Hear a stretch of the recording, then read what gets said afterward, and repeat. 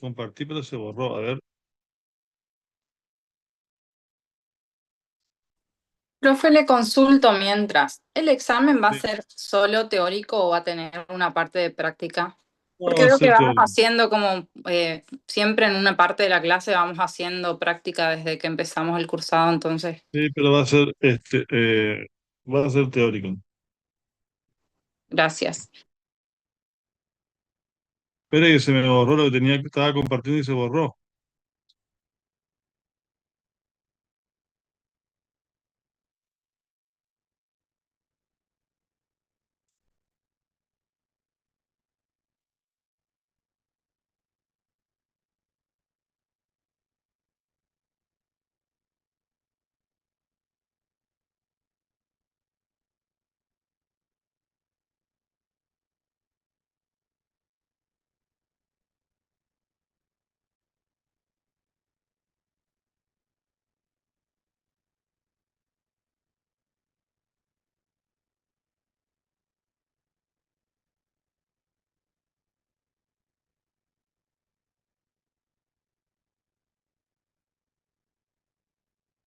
Bueno, ahí estoy compartiendo, ¿no? Sí, doctor. Acá tenemos Sí, entonces profe. el decreto 1759, que es el que reglamenta la ley 19.549. Es nuestra ley madre de procedimiento, tiene su texto reglamentario, ya está actualizado también. Entonces, bueno, ahora que tenemos ya definidos los principios, primero, qué es un proceso, qué es un procedimiento, los conceptos, después los grandes principios, y después cuáles son las situaciones jurídicas objetivas que habilitan a una persona a ser parte de un procedimiento. Lo que vimos el otro día también, que es muy importante, el hecho subjetivo, interés legítimo, interés de incidencia colectiva, interés simple, esa categorización de situaciones de defensa. Bueno, vamos a ver un poquito el procedimiento, cómo se inicia, cómo se corporiza en un expediente, ¿m? Que son los temas de la unidad 4. Esperen que ahora mi programa acá,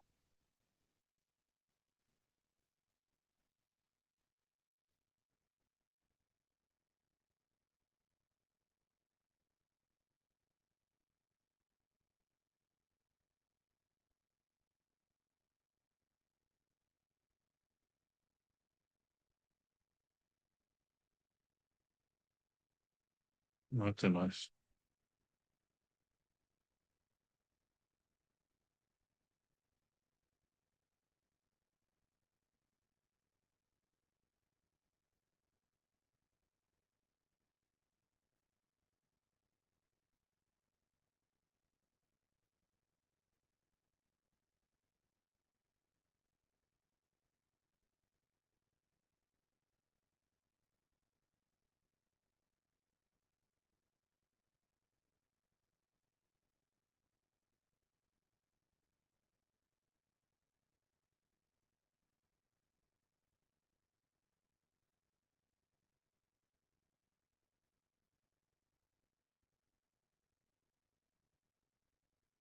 Bueno, estructura del procedimiento en la ley 19.549 es el título de la unidad. Inicio de trámite, el expediente, la vista en las actuaciones que algo mencionamos hoy y los plazos en el procedimiento. Publicidad, prueba, modos de conclusión y estructura del procedimiento en las provincias. Bueno, a ver, vamos a leer algunos artículos acá. ¿Quién quiere ir leyendo? Empezamos el artículo Leo, pero puede agrandar un poquito. Bueno, no, ahí está bien. ¿Qué artículo? desde el 3. Artículo 3. Iniciación del trámite. Parte interesada. El trámite administrativo podrá iniciarse de oficio o a petición de cualquier persona humana o jurídica, pública o privada, que invoque un derecho o un interés jurídicamente tutelado, quienes serán considerados parte interesada en el procedimiento administrativo. También tendrán ese carácter aquellos a quienes el acto a dictarse pudiera afectar en sus derechos subjetivos o intereses jurídicamente tutelados y que se hubiesen presentado en las actuaciones a pedido del interesado originario, espontáneamente o por citación del organismo interviniente cuando éste advierta su existencia durante la sustanciación del expediente. Los adolescentes tendrán plena capacidad para intervenir directamente en procedimientos administrativos como parte interesada en la defensa de sus propios derechos o intereses jurídicamente tutelados. Bueno, después tenemos el principio de gratuidad del artículo 3 bis y, bueno, esto es lo que ya vimos el otro día, es decir, el trámite tiene las partes, ¿no es cierto? Que son aquellos que invocan y justifican que tienen un derecho que puede ser fuerte o débil, pero un derecho al fin de cualquiera o interés de estas categorías jurídicamente protegido, incluso un tercero. También tiene que ser llamado un tercero cuando el acto pudiera afectarlo eventualmente, ¿no? En el artículo 4 tenemos algo que ya habrán visto cuando vieron los principios, algo de la impulsión de oficio o a pedido de parte interesada. Si quiere leer el artículo 4. El procedimiento se impulsará de oficio en todos sus trámites y a través de medios electrónicos, respetando los principios de economía, sencillez y eficacia. Todas las actuaciones administrativas serán impulsadas de oficio por el órgano competente, lo cual no obstará a que también el interesado inste el procedimiento. Se exceptúan de este principio aquellos trámites en los que medie solo el interés privado del administrado, a menos que, pese a ese carácter, la resolución a dictarse pueda llegar a afectar de algún modo el interés general. Bueno, ¿cuál es la regla entonces? Que los procedimientos, es decir, esta secuencia de pasos concatenados tendientes al dictado de un acto, se deben iniciar por parte de la propia administración, es decir, de oficio, porque hay un interés público en juego, y deben ser llevados adelante por la propia administración, salvo obviamente que se tratara de una cuestión que solamente es en interés de un particular.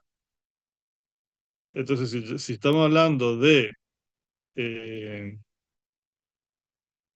un procedimiento de consulta pública para la realización de obras que pueden afectar el medio ambiente en la municipalidad o en la nación, bueno, hay un interés público, el trámite lo inicia el Estado. Pero si estamos pidiendo,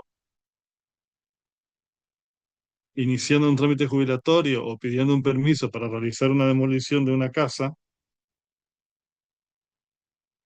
digo, ¿no? Y es algo meramente particular que no afecta al interés general, obviamente ahí no va a instruirse de oficio el trámite. De oficio quiere decir que lo inicia la propia administración. Artículo 4. Artículo 5. Deberes y facultades del órgano competente. El órgano competente dirigirá el procedimiento procurando: a.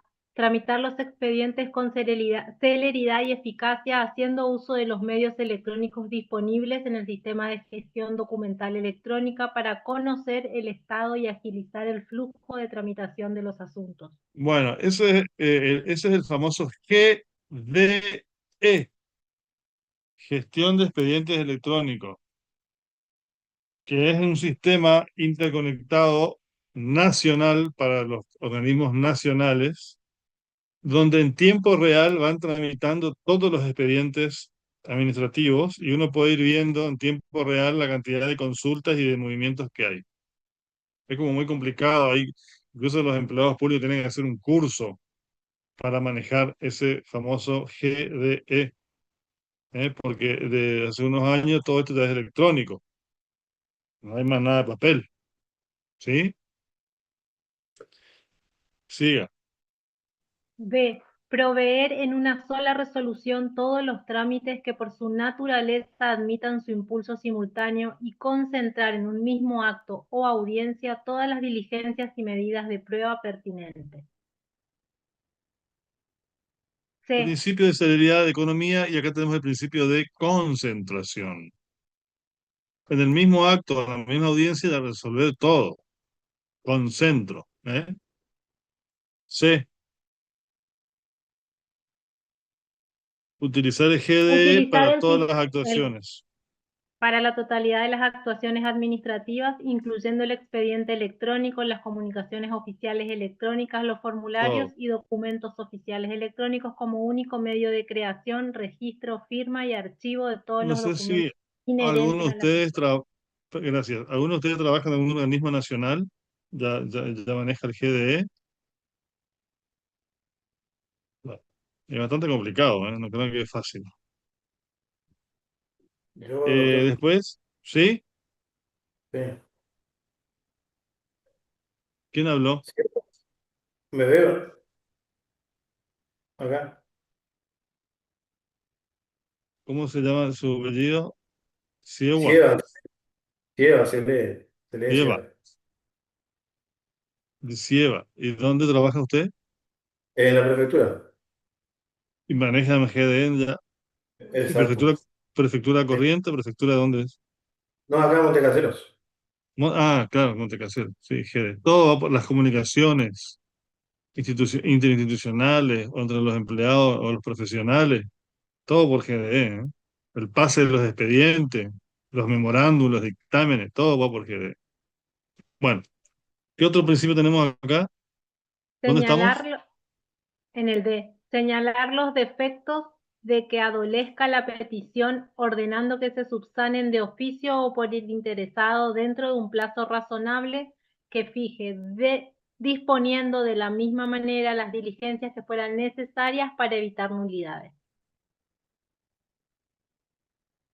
Bueno, Disponer en sí. cualquier momento la comparecencia personal de las partes interesadas, sus representantes legales o apoderados para requerir las explicaciones que se estimen necesarias y aún para reducir las discrepancias que pudieran existir sobre cuestiones de hecho o de derecho labrándose acta. En la citación se hará constar concretamente el objeto de la comparecencia.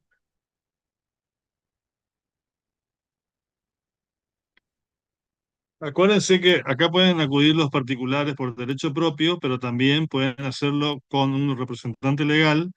Ahí cede el principio de economía y de informalidad, digamos, de informalidad quiero decir, o con patrocinio, que es el patrocinante es un profesional del derecho que si bien no es mandatario, no representa, no ejerce el mandato, es el asesor técnico legal de la parte. Es como un director técnico, ¿no es cierto? Y ahí también cede el principio de informalismo. Digo, cuando inician el trámite.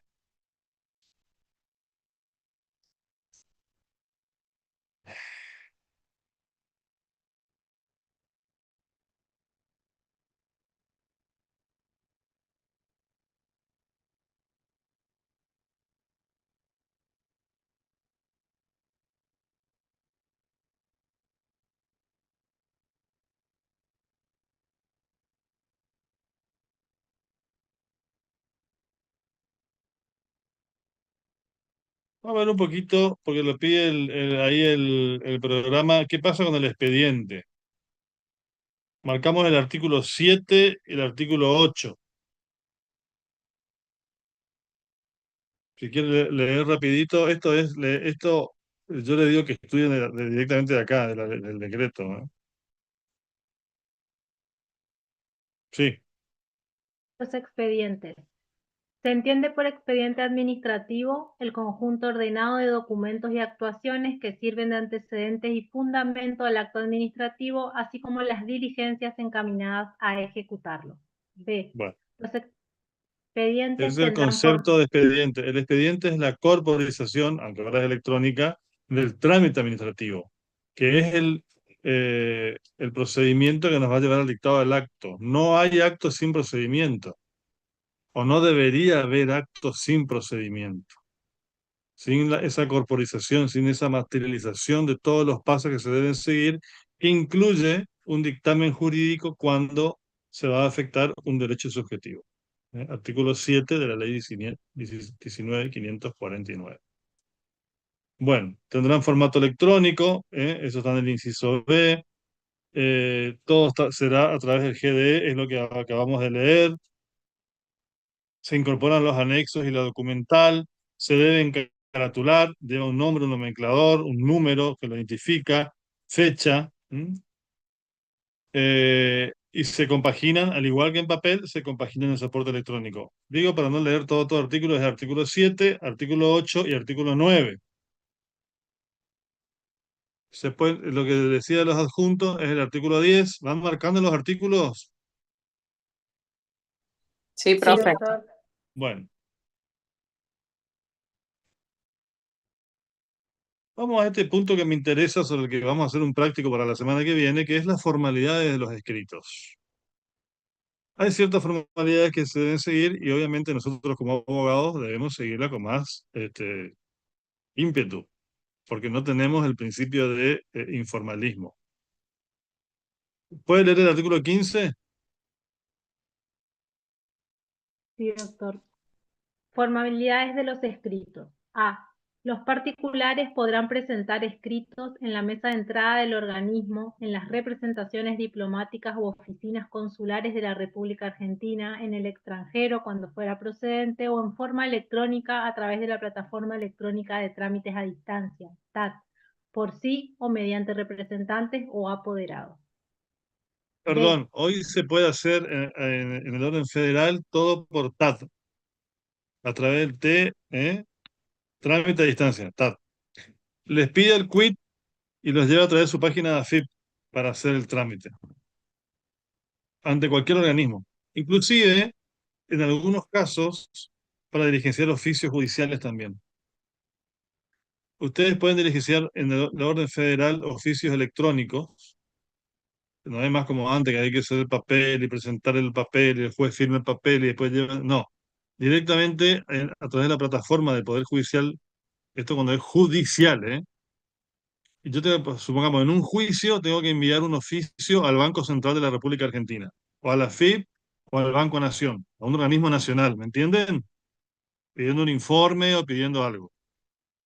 En la misma plataforma del Poder Judicial, voy al link oficio electrónico, marco el organismo al que le quiero mandar el oficio, marco el número de expediente, por supuesto, me aparece ahí todo identificado, y tildo directamente las resoluciones o providencias que yo quiero notificar mediante oficio al organismo. Por ejemplo, quiero judicialmente pedirle un informe sobre un inmigrante a la Dirección Nacional de Migraciones, que me informe el domicilio o la fecha de entrada o salida del país. Está la orden judicial, ya no hace falta que yo lleve el papel, que el juez firme, no, no, no.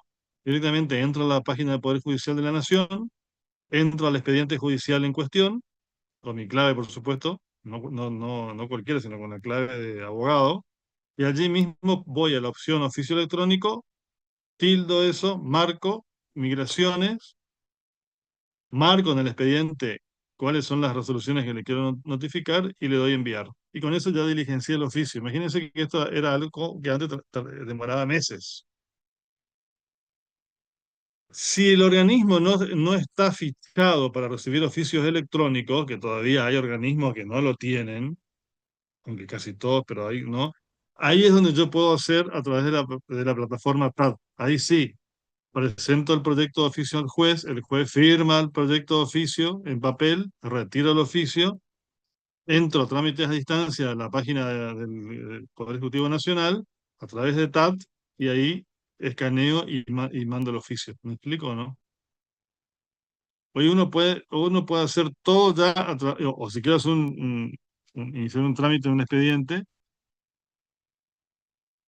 supongamos que quiero hacer una denuncia ante el ente regulador, ¿no es cierto?, de energía por deficiencias en la prestación y sobrefacturación. Entonces denuncio, vamos a hacer un práctico sobre eso. Entonces denuncio, em, y no hace falta ir a la mesa de entrada del organismo, lo hago a través de la plataforma TAT, adjuntando escaneado la firma y el escrito. Bueno, Eso digo a título informativo. Entonces, está previsto ahí en el artículo 15, ¿no es cierto? Estábamos en el 15. Está. Después, B. Los escritos serán redactados en idioma nacional, llevarán en la parte superior una suma o resumen del petitorio. Serán suscriptos por los interesados, sus representantes legales o apoderados, en el encabezamiento de todo escrito, sin más excepción que el que iniciare una gestión. Debe indicarse la identificación del expediente a qué corresponde y en su caso contendrá la indicación precisa de la representación que se ejerza. C. En aquellos casos excepcionales de expedientes que tramiten en soporte papel, se deberá salvar toda testadura, enmienda o palabras interlineadas. Podrá emplearse el medio telegráfico para contestar traslado o vista e interponer recursos. Sin embargo, los interesados o sus apoderados podrán efectuar peticiones mediante simple anotación en el expediente, con su firma, sin necesidad de cumplir con los recaudos establecidos en los párrafos anteriores. D. Los documentos presentados en soporte papel ante la Administración deberán ser digitalizados de acuerdo con la normativa vigente por la mesa de entrada para su incorporación al expediente electrónico, devolviéndose los originales al interesado previa constatación de su carácter de original o de copia autenticada, sin perjuicio de aquellos supuestos en que la norma determine la custodia por la Administración de los documentos presentados o resulte obligatoria la presentación de objetos o de documentos en un soporte específico no susceptibles de digitalizarse. La digitalización del documento realizada de acuerdo con los procedimientos establecidos en la normativa vigente y su vinculación al sistema de gestión documental electrónica importa su autenticación, siendo responsabilidad del personal interviniente la verificación del instrumento. E. Todo documento electrónico firmado digitalmente en el Sistema Electrónico de Gestión Documental tendrá carácter de original y los reproducidos en soporte electrónico a partir de originales de primera generación en cualquier otro soporte digitalizados de acuerdo al procedimiento que establezca la normativa aplicable serán considerados originales y tendrán idéntica eficacia y valor probatorio que sus equivalentes en soporte papel. bueno, muy bien. Les dicto la consigna de un trabajo práctico que vamos a hacer, que me parece importante en este punto. Lo pueden hacer en grupos de hasta, ¿cuántos alumnos son? Ahora hay 43, pero no, Bueno, serían, en pero grupos no de sé. hasta 3 personas. Vamos a hacer así porque si no es imposible corregir tantos trabajos, pero sí grupos de 3. Yo creo que hagan un escrito de iniciación de trámite administrativo.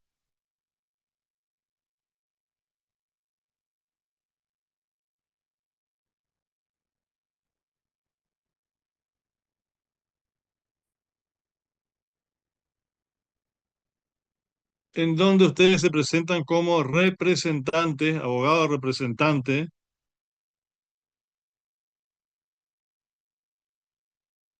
de una sociedad anónima, pónganle el nombre que quieran, ante el ente nacional de regulación de la energía eléctrica,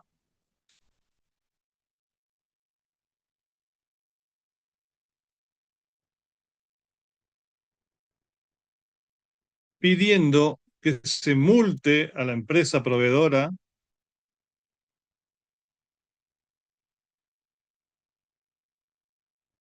en virtud de los constantes problemas de baja de tensión que le generaron enormes pérdidas a su mandante a raíz de que se quemaron todos los aires acondicionados de la fábrica o del establecimiento. Entonces, es un escrito de iniciación de trámite ante el R, reitero, usted como abogado, representante de una sociedad anónima, donde pide, denuncia que hubo un irregular servicio por parte de de la empresa eléctrica que le generó enormes perjuicios, léase, se quemaron los split, acompañan como prueba acta notarial de un escribano donde surge que los split tal, tal y tal no funcionan, eso pueden inventar todos ustedes, ¿eh? Y piden que se apliquen multas a la empresa y se ordene la refacturación del servicio, de la tarifa,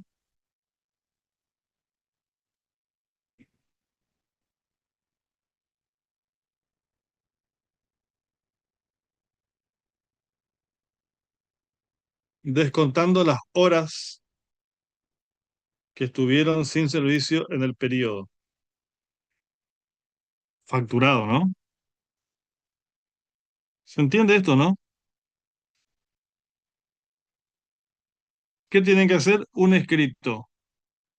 ¿Cuáles son los recaudos? Artículo 15 y sobre todo artículo 16. ¿Qué dice? Primero la suma, formulo, denuncia, solicito, multa, por ejemplo. ¿Saben lo que es la suma, no? Arriba de todo, un extracto muy breve de una oración, o menos, que cuando uno lee ya sabe de qué se va a tratar el escrito. Esa es la suma. Al igual que la demanda, promuevo demanda de daños y perjuicios. Acá en sede administrativa, formulo denuncia, solicito refacturación, por ejemplo. ¿Qué tienen que acreditar que son los abogados de la empresa? Tienen que acreditar que son clientes de la empresa. Por ejemplo, adjuntan la factura con el número de usuario, ¿no es cierto? Obviamente el domicilio, el número de quit de la empresa, el domicilio de la empresa y el domicilio legal que ustedes van a constituir para recibir todas las notificaciones como hablábamos hoy.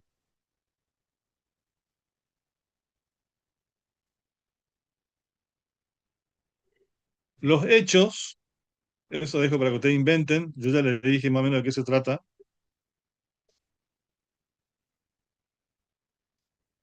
La norma en que se fundan puede ser ley de defensa del consumidor, puede ser el pliego de bases y condiciones de la empresa eléctrica, el contrato de la empresa eléctrica con el Estado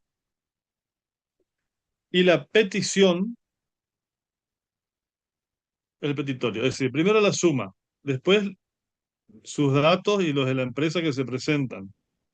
Esto, no sé si lo han visto en procesal. Después pueden poner la personería, que es donde acreditan que son los representantes legales conforme el poder otorgado el día tal, o lo pueden hacer como patrocinantes, ahí no hay poder, ¿no es cierto? ¿Me explico? El objeto, el ítem objeto, y después los hechos. Ahí cuentan qué pasó y qué están pidiendo. Después podrían poner la prueba. La prueba es las facturas que son, de que son clientes, que acreditan que son clientes de la empresa, las actas notariales de los escribanos o del escribano donde surge que hubo corte de luz y que hubo daños. Pueden pedir un informe. ¿Qué otra prueba pueden pedir? Pueden pedir un informe a la empresa para que informe si hubo corte de suministro tal, tal, tal, tal, tal día y cuáles fueron las causas del corte de suministro. Las facturas que quieren impugnar, porque vieron que te cobran la luz y después no te descuentan nada de lo que no te dieron de luz. ¿No? En teoría te cobran el consumo, pero y qué pasa con los días que no hubo servicio? Bueno, ustedes van a pedir la refacturación de todo esto y el petitorio, que por respuesta solicito que tenga presentado, parte, iniciado el reclamo, se refacture, etcétera, etcétera. ¿Se entiende esto, no? Sí, profe. Señores, bueno, vamos a hacer Peritaje, doctor, debería un ser per- individual, pero no me da el cuero para corregir los 48 trabajos, es la verdad. Así que confío en que ustedes pueden armar grupos de dos o de tres, hasta tres, y en un Zoom juntarse y hacer. Pero es cierto que hoy ustedes le dicen a la IA que les arme el escrito y le arma el escrito. Pero ustedes tienen que saber hacer, porque un día no hay IA, no hay batería y se quedan sin escrito. Supongamos que viene la Tercera Guerra Mundial y no hay más internet y que no vamos a hacer el escrito el día de mañana. Así que hay que aprender a hacer el escrito. Así que les voy a pedir que me lo me lo redacten a mano, en una hoja a mano, clarito, ¿eh? Porque tampoco estoy para hacer un curso de lectocomprensión con letras feas. Por favor, clarito, a mano. Escanean y me mandan y les escribo mi correo electrónico para que me lo manden ahí con su, que diga multiextensión en el asunto. ¿Estamos de acuerdo? ¿Me escucharon? Sí, profe. Bueno, Sí, doctor. Profe, ¿para acá, cuándo tenemos que mandarle? acá, esperen, vamos por parte, esperen. Que tengo que ver cómo es mi mail, porque es un mail que, institucional que estoy por pasar que no sé de memoria.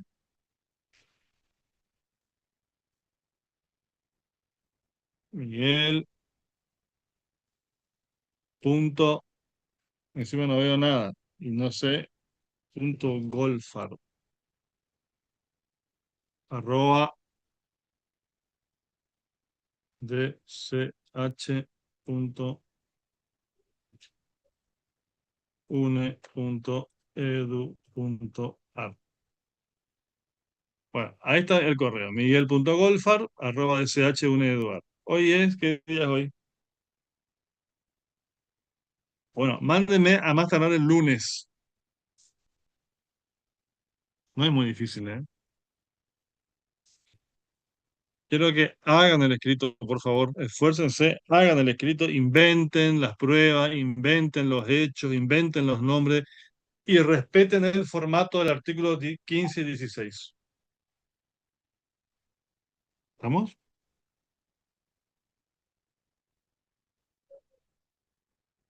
Estos trabajos prácticos van a ir llevando nota conceptual, digamos, ¿no?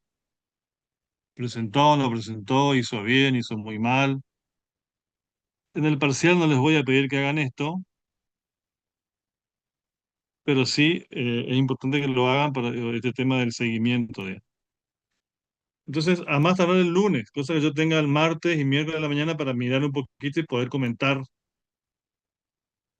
Por ahí tomamos alguno, lo compartimos y hacemos una apuesta en común sobre uno para que ustedes vean los errores o los aciertos, ¿no?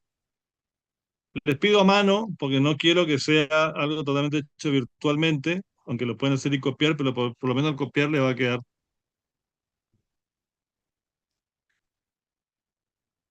Escanean y me mandan. Pónganle multiextensión en el asunto y que se lea bien en la hoja el nombre de los 3 integrantes del equipo. Por favor, busquen a que tengan la mejor letra.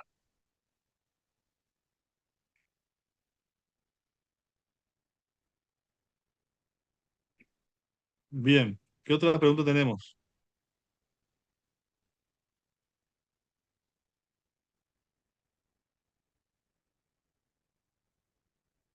Dígame, léame el programa de la unidad 4, por favor. ¿Lo pueden leer?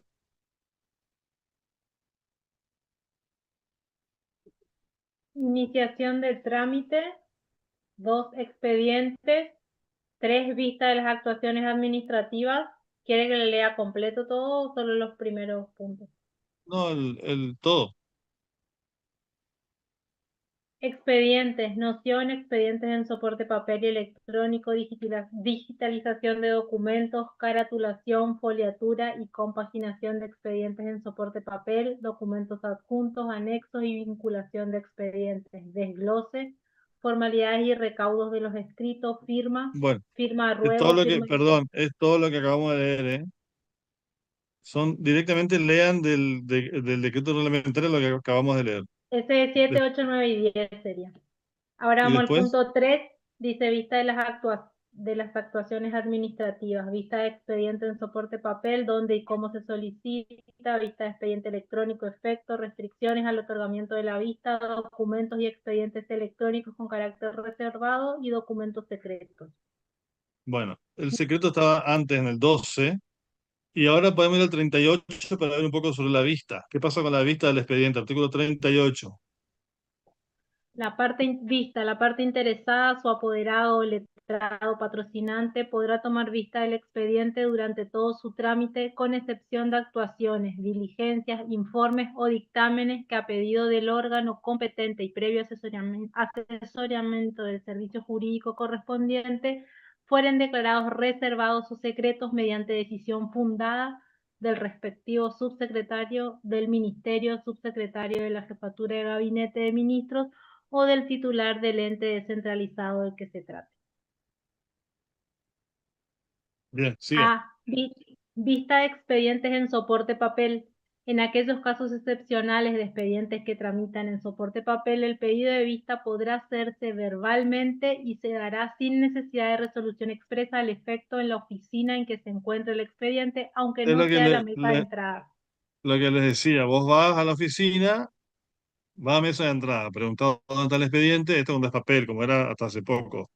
Dicen, el expediente está en la Dirección de Asuntos Legales. Te vas ahí y decís, quiero ver, y ahí mismo te dan la vista. Te deben dar la vista. Después, Lo, lo establecido por el artículo 1 bis, inciso G, apartado 7 de la Ley de Procedimientos Administrativos resultará aplicable siempre que el peticionante solicitare la fijación de un plazo para la vista, el cual se dispondrá por medio de una notificación fehaciente en forma escrita. El día de la vista se considera que abarca sin límites el horario del funcionamiento de la oficina en la que se encuentra el expediente. A pedido del interesado y a su cargo se facilitarán fotocopias de las piezas que solicitare. B. Vista de expedientes electrónicos. La solicitud y otorgamiento de vista de los expedientes electrónicos se hará de acuerdo con los siguientes procedimientos. 1. La consulta sin suspensión de plazo de las actuaciones por medios electrónicos en la plataforma TAT es automática y no requerirá de solicitud expresa del interesado. El usuario o el apoderado podrán acceder al contenido de los expedientes que haya iniciado a través de dicha plataforma TAT. El usuario podrá consultar la última fecha de modificación, el estado del expediente y su ubicación actual. También tendrán acceso a los documentos que se hayan vinculado. Si el trámite está en curso mediante el documento constancia de toma de vista, queda registro de la consulta dentro del expediente electrónico sin suspensión del plazo. 2. La vista conlleva la suspensión del plazo de las actuaciones que tramitan por medios electrónicos en los términos previstos en el artículo 1 bis, inciso G, apartado 7 de la Ley de Procedimientos Administrativos, y el interesado o apoderado deberá requerirlo expresamente. 3. La vista se podrá bueno, ahí, otorgar. entonces, perdón. eh, se su- como regla, la vista no suspende en ningún plazo. Pero sí lo hace si vos lo pediste expresamente, por escrito, por ejemplo, cuando te conceden la vista, ¿sí? Pero como regla, entonces, no, ver el expediente no suspende los plazos. Acuérdense que eh, mm, se suspende un plazo cuando deja de correr y se reanuda, y se interrumpe cuando empieza a correr de nuevo, ¿no es cierto? Bueno, sigue. A pedido del interesado y a su cargo se facilitarán copias en soporte papel de los documentos electrónicos que solicitare. Bueno, bien. Estamos con el tema de las vistas, artículo 37, 38, 38 y 39. ¿Qué viene después del programa? Los plazos en el procedimiento administrativo, concepto y finalidad, obligatoriedad, naturaleza e irretroactividad de los plazos, su cómputo, prórroga o ampliación de plazos, interrupción o suspensión de plazos, plazo de gracia. Y por último, opciones del administrado ante incumplimiento de los plazos por la administración, silencio, queja, amparo, mora. No por último, sigue, es el punto 5. Bueno, Después un 6. segundo. Sí, Publicidad de los actos del procedimiento, notificación y publicación, efectos, qué actos deben ser notificados, diligenciamiento, formas de bueno. notificar, Ya contenido que de la estamos ahí, notificación. entonces, antes de ir a plazo, vamos a ver con las notificaciones. ¿Cuáles deben ser notificados y cuáles son los medios de notificación? Artículo 39, 40 y 41. Fíjese el 39. De las notificaciones. Actos que deben ser notificados. Deberán ser notificados a la parte interesada los actos administrativos de alcance individual que tengan carácter definitivo y los que sin serlo obsten a la prosecución de los trámites. B. Los que resuelven un incidente planteado o en alguna medida afecten derechos o intereses jurídicamente tutelados. C. Los que decidan emplazamientos, citaciones, vistas. D. Los que se dicten con motivo o en ocasión de la prueba y los que disponen de oficio la agregación de actuaciones.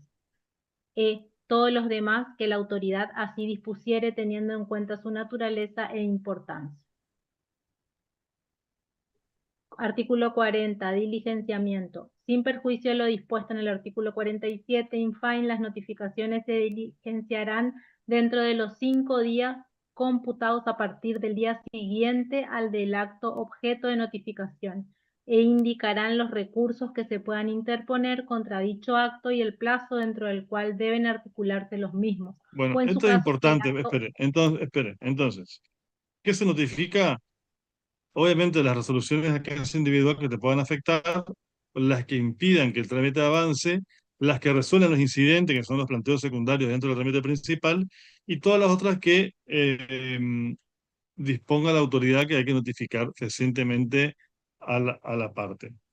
En la notificación, en el acto de notificación, esto es muy importante, se le debe informar al ciudadano cuáles son los recursos que puede interponer y cuál es el plazo. Si la cédula, por ejemplo, no explica cuáles son los recursos que puede interponer la persona y cuál es el plazo, la notificación es nula. ¿Ok? Artículo 40. Bien, y después vamos a las formas. Artículo 41. Si Forma de quiere las leer el notificaciones. 41. Sí. Forma de las notificaciones. Las notificaciones podrán realizarse por cualquier medio que dé certeza de la fecha de recepción del instrumento en que se recibió la notificación y, en su caso, el contenido del sobre cerrado si éste se empleare. Las notificaciones podrán realizarse: a. Por acceso directo de la parte interesada, su apoderado o representante legal al expediente, dejándose constancia expresa y previa justificación de identidad del notificado, se certificará copia íntegra del acto si fuere reclamada. Bueno, B. a ver acá, perdón, entonces, atención con esto. Si la parte o el abogado representante accede al expediente y se deja constancia de que accedió al expediente, se está notificando. Toma vista, ve el expediente y se deja constancia, se está notificando. ¿Entendieron? Bien, después, Por presentación espontánea de la parte interesada, su apoderado o representante legal, de la que resulten estar en conocimiento fehaciente del acto respectivo. Por cédula que se diligenciará en forma similar a lo dispuesto por los artículos 140 y 141 del Código Procesal Civil y Comercial de la Nación. Por telegrama con aviso de entrega. Por oficio impuesto como certificado expreso con aviso de recepción. En este caso, el oficio y los documentos anexos deberán exhibirse en sobre abierto al agente postal habilitado antes del despacho, quien los sellará juntamente con las copias que se agregarán al expediente. F por carta documento. G por los medios que indique la autoridad postal a través de sus permisionarios conforme a los reglamentos que ella emite.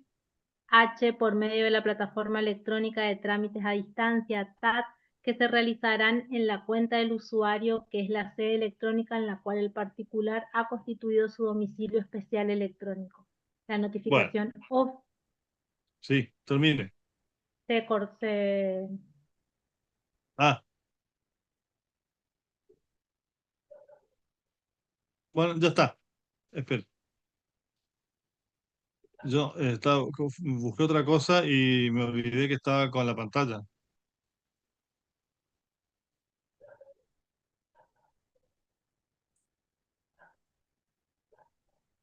¿Dónde quedamos ahí? Perdón. ¿Dónde habíamos quedado?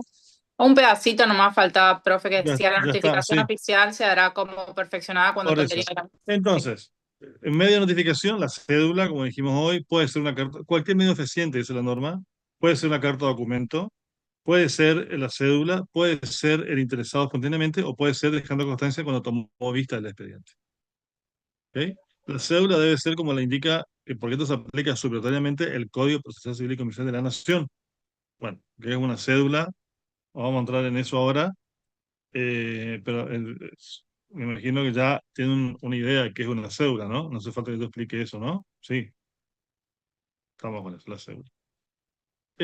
Lo que sí es importante acá es este recaudo que la cédula y el medio de notificación contemple los recursos que puede presentar el particular.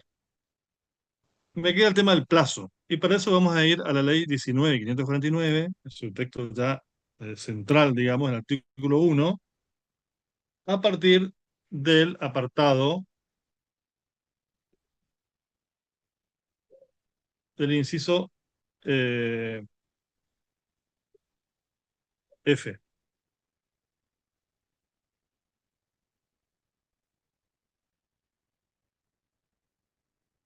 Artículo 1 bis. Artículo 1 bis, inciso F. Si quieren les comparto acá o si lo tienen en la mano podemos leer rápido. También, ¿Se lo leo, acá lo que profe? me interesa nada más es que ustedes marquen los artículos pertinentes para cada tema. Todo esto es que ustedes conozcan qué dice la ley o el decreto reglamentario, nada más. Eh, ¿Qué pasa con las vistas? ¿Cómo pueden ser las vistas? ¿Qué es la notificación? ¿Cuáles son los medios de notificación? ¿Cuál es el recaudo de la notificación? Antes habíamos visto la formalidad de los escritos, pero eso tienen que hacer en el práctico. Antes de eso vimos cómo se inicia, que hay que el trámite, el principio de inicio e impulsión de oficio, y que es los artículos que leímos, nada más. Obviamente pueden leer cualquier libro, manual, tratado, pero yo creo que leyendo el decreto ya se dan cuenta cómo viene un poquito esto. Pero sí, cuando vamos al inciso 1, al artículo 1 bis, incorporado por la ley de bases a la 19.549, tenemos el tema de los plazos. Vamos a leer. Inciso F, profe. Perdón, ¿qué es el plazo? Primero, es la unidad de tiempo que el orden jurídico prevé para realizar algún tipo de actuación. Es un lapso o una unidad de tiempo determinada, a cuyo vencimiento puede importar la pérdida de un derecho de fondo o el derecho, en todo caso, desde el punto de vista procesal, ¿no? Por eso yo le decía que el tema del plazo es muy importante porque vos podés tener toda la razón del mundo, pero si le haces valer fuera del plazo, chau, recluye tu oportunidad procedimental. Bueno, inciso F, artículo 1 bis.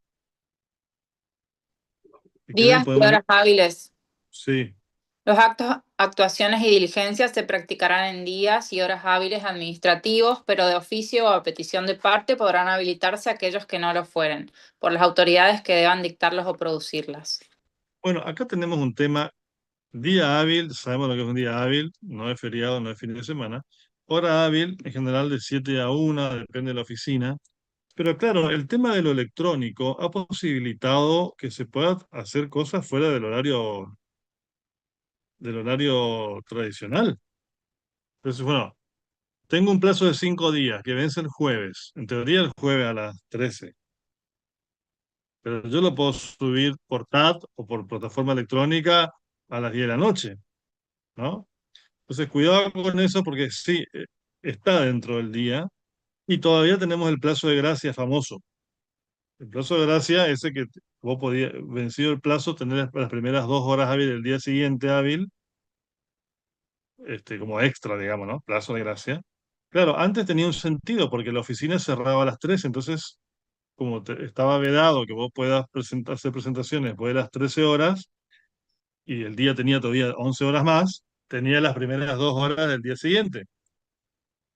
Ya muchos empiezan a cuestionar el tema del plazo de gracia. Pues dicen, bueno, pero eso ahora no, porque ahora como es electrónico lo puedes presentar a las 5 de la tarde, a las 10 de la noche, a las 11 de la noche. ¿Por qué? Bueno, subsiste el plazo de gracia por ahora y está bien que así sea. A los abogados siempre nos viene bien el plazo de gracia pero objetivamente, y el otro día leí un fallo de Mendoza, judicial es esto, pero bueno, se tocan los temas, donde el juez dejó sin efecto, bueno, también los jueces a veces creen que son legisladores, ¿no? El juez en un caso dejaba sin efecto el plazo de gracia y decía, no, ya no tiene sentido el plazo de gracia porque ahora electrónicamente tenés todo el día. No hace falta compensarte con 2 horas del día siguiente porque vos podés presentar todo durante todo el día. Bueno, así que atente el plazo de gracia, no sé si ya está en vía de extinción. Eso es recontra Y hay apelable, todo ¿o un no? tema, ¿eh? Es súper apelable eso, si no está legislado. Sí, seguramente lo han impuesto, claro, pero un juez que se le ocurrió, ya le digo que los jueces también a veces creen que legislan, pero bueno, es para repensar. Y hay todo un tema también, pues sí, bueno, a ver, ¿desde cuándo corre el plazo? Porque yo, supongamos que recibo una cédula que me notifica algo importante. ¿Hoy qué día es? Miércoles 18 de marzo a las 9 de la mañana, listo. Ustedes saben que me notifico hoy, el plazo cuando empieza a correr. Mañana. Mañana. Mañana. Mañana es mi primer día. Si tengo 5 días para apelar o impugnar, mañana es el primer día.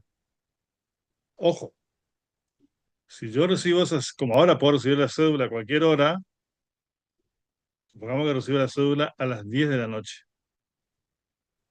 ¿Se considera que la cédula la recibí hoy y mañana es mi primer día? Hay una recomendación de la Corte que dice, no, si es después de las 20, haga de cuenta que la cédula la recibió el día siguiente.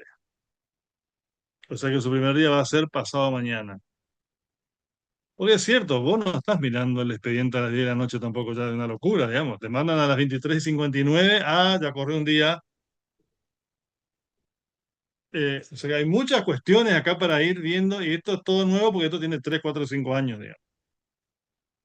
¿Te explico, no? Si yo te mando la cédula el domingo, bueno, no, es como que la recibiste el lunes. Te mando la cédula el lunes a las 22 horas o a las 23 horas. Hablo del tema judicial, pero acá también se aplica lo mismo. Te mando el mismo problema. Te mando la cédula a las 22 horas.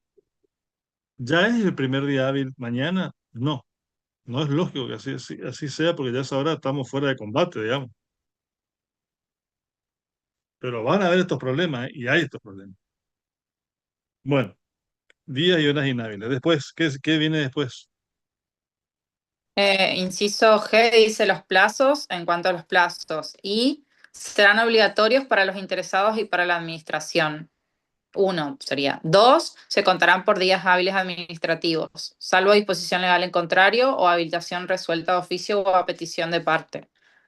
3, se computarán a partir del día siguiente al de la notificación, en la que deberá hacerse saber al interesado los recursos administrativos que se pueden interponer contra el acto notificado y el plazo dentro del cual deben articularse los mismos, o en su caso, si el acto agota la instancia administrativa.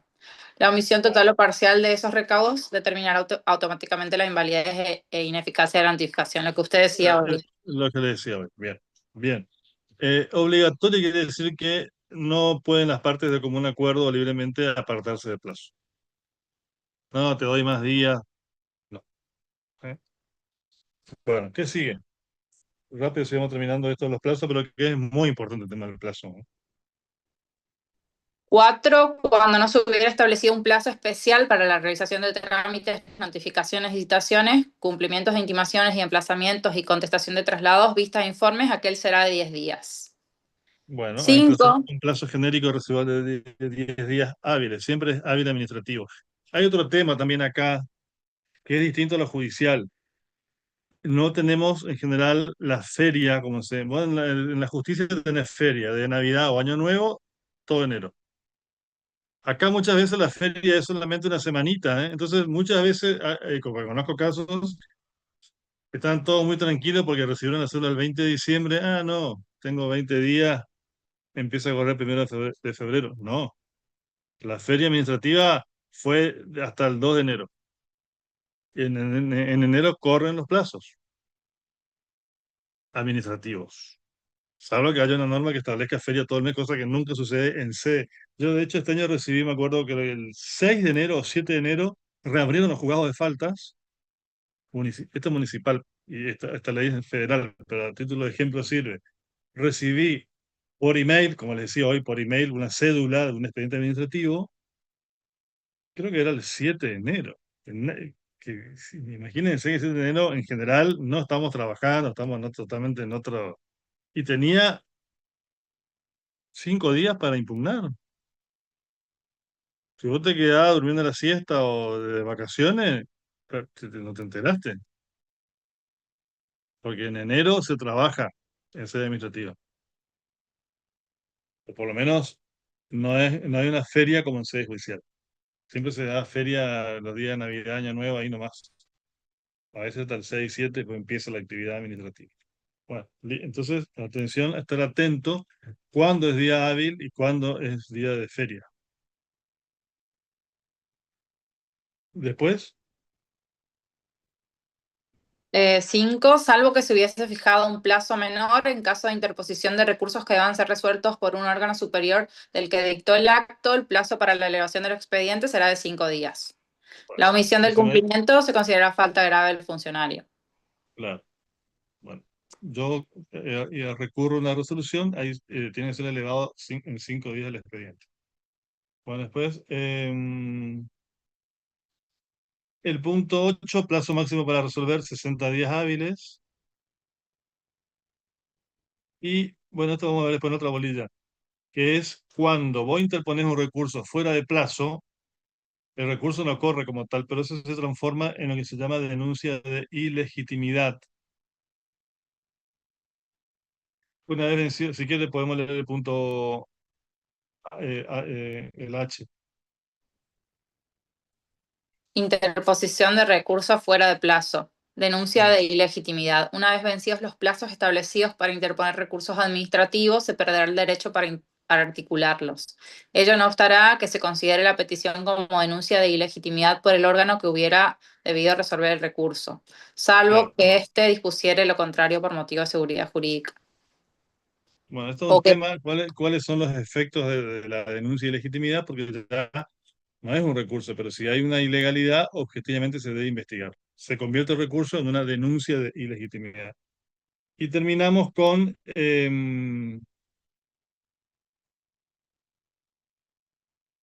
aunque esto lo vamos a ver cuando veamos recursos, el inciso I, me parece que lo vemos con los recursos, el efecto de la interposición de los recursos. Creo que está lo de plazo, ¿no?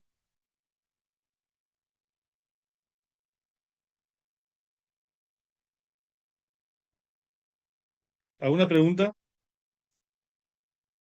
Con esto me parece que ya por hoy daríamos por terminado.